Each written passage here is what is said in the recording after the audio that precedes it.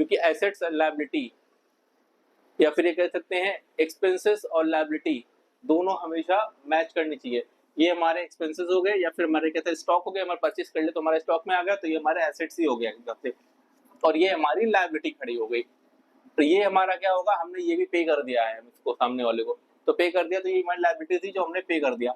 अब ये क्या है, ये हमारा एसेट्स है, क्योंकि हमने 9 लाख जो जमा किए हैं, इसका हम चाहेंगे तो इसका क्रेडिट हमें कब मिल जाएगा, जब हम कोई सामान सेल करेंगे तो उसका क्रेडिट हमें इजीली मिल जाएगा। तो this is our assets. Purchase हम जो करते हैं, परचेस 1 करोड़ का हमने परचेस किया, तो 1 करोड़ का क्या होगा, हमारा स्टॉक खड़ा हो गया, अब हम उसको सेल कर सकते हैं।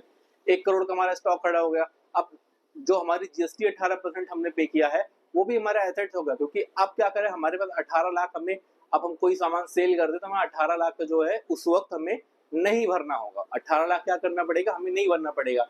वो दैट यही हम 2 करोड़ की सेल कर देते हैं, हमारा जिससे 1 करोड़ का हमने परचेस किया, 2 करोड़ का हमने सेल कर दिया, तो अब क्या होगा, 2 करोड़ पे हमें जीएसटी कितना कैलकुलेट करेंगे सामने वाले से, 36 लाख रुपए, 9 दूना 18, 18 दूना 36 लाख रुपए हम सामने से कलेक्ट करेंगे।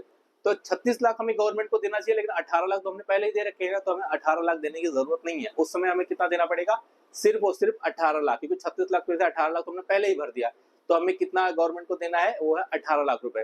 टीडीएस कितना देना है, 10,000।